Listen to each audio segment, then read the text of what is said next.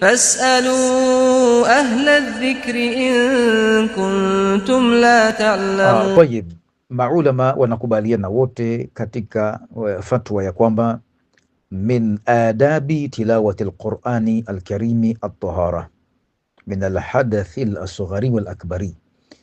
Wanakubaliana maulama ya kwamba katika miongoni mwa adabu za kusoma Qur'ani ni kuwa katika tahara, awe mtu ni tahara kutokana na hadathi ndogo na hadathi kubwa.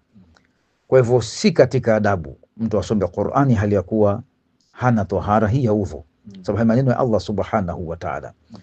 Ndio maana hata katika hadithi imekuja katika Sunan Tirmidhi na katika vitabu vingine mbalimbali, na katika Imam Rabi' katika musnad yake, Imam Rabi' bin Habib al-Farahidi, inaitwa al-Jami' as-Sahih, hadithi imekuja kwamba la yamassu al-Qur'ana illa tahirun, kwamba asiguse Qur'ani isipokuwa ambaye ni msafi.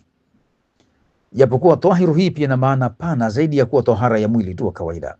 Ile kuwa muumini pia ni tahara, kuwa si mshirikina ni tahara, lakini ile tahara pia ya hadathi ndogo na hadathi kubwa imetajwa katika riwaya mbalimbali. Tumie tu hadithi moja kwa mukhtasari sana.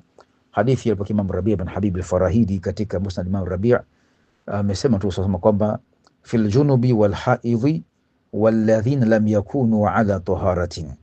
Amesema Mtume sema katika kuhusu watu ambao wana hali ya janaba au katika hali ya ada ya mwezi na wale ambao hawako katika tahara, hii tahara ya kawaida, akasema ya kwamba la yaqrauna alqur'ana, wasisome Qur'ani hao ambao tahara hizo hawana hata hadathi ndogo, wala yatauna mushafan bi aidihim hatta yakunu mutawadhiin, wala wasiguse misahafu au msahafu kwa mikono yao mpaka wawe wamejisafisha.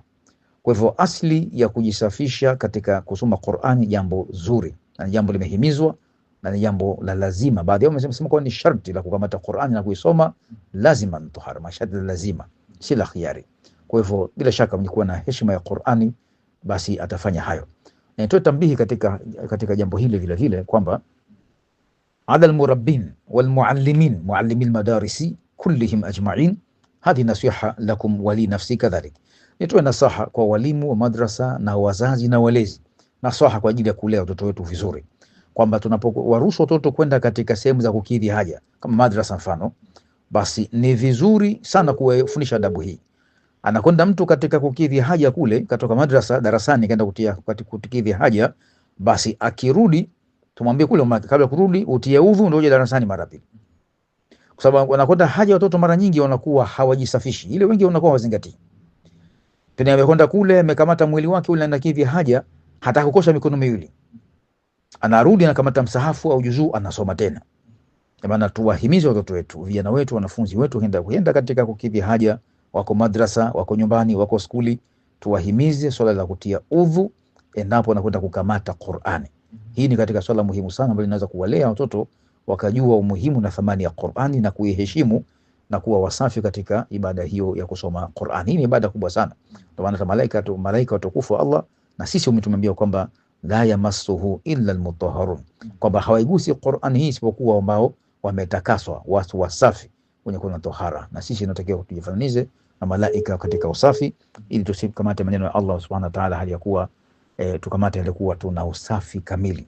Kwa hivyo hili nitoa tambihi, kwa sababu wengi katika vijana watoto wetu hawa wanajisahau, wanaona uvivu kutia udhu kila mara, pengine mpaka asubiri kusali tu ndio anajua kuna kutia udhu katika kusali.